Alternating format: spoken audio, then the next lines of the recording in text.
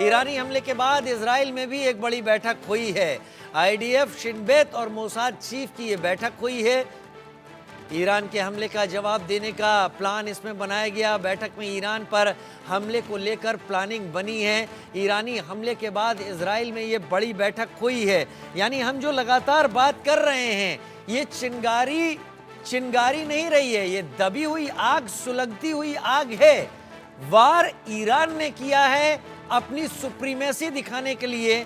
जैसा हमारे एक्सपर्ट कह रहे हैं कि ईरान मजबूर हो गया था क्योंकि उसके प्रॉक्सीज हिट हो रहे थे, और जब प्रॉक्सीज बुरी तरीके से हिट हो रहे थे तो उसे कहीं बहुत अपनी मौजूदगी दर्ज करानी थी, और दर्ज 181 मिसाइलों के साथ इजराइल के अंदर करा के ईरान ने दिखाई है।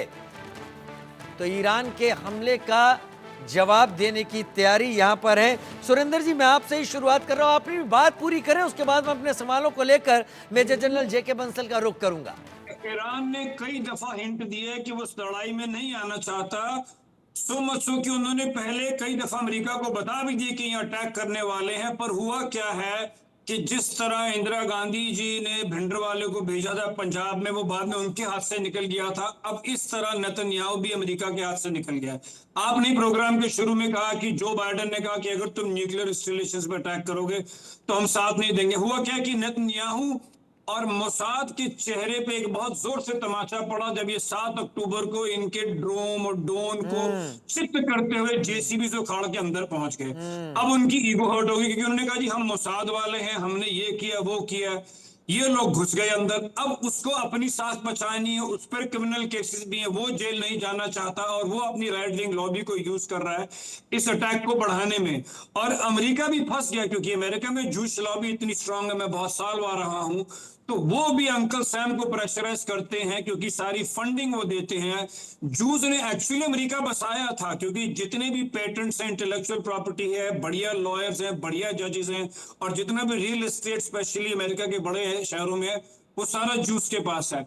अब अमेरिका ने खुद तो ये मॉन्स्टर क्रिएट कर दिया, अब नेतन्याहू उनसे भी नहीं संभल पा रहा है। तो एक ये बात में दूसरी बात मैं कहना चाहूंगा कि जैसे कि मेजर जनरल बंसल साहब ने कहा कि ये सर्वाइवल की लड़ाई है। सर, बड़ी माजरत के साथ कहना चाहूंगा कि मैं इससे भी इत्तेफाक नहीं रखता, क्योंकि आप देखो मिडिल ईस्ट में ज्यादातर कंट्रियां तो बेचारी भूखी नंगी हैं।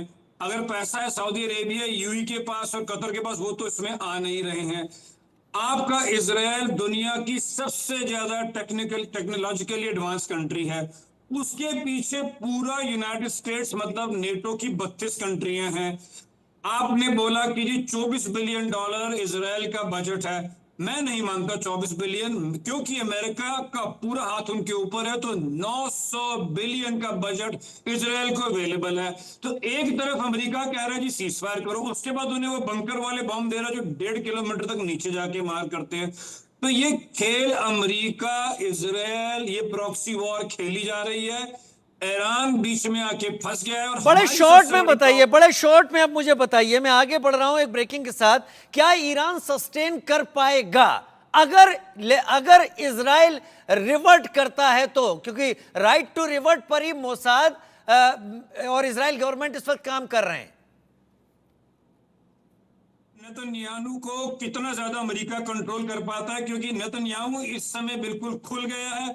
उसको पता है अमेरिका में इलेक्शन है, नवंबर से पहले कोई पॉलिटिशियन इस पे स्टैंड नहीं लेगा।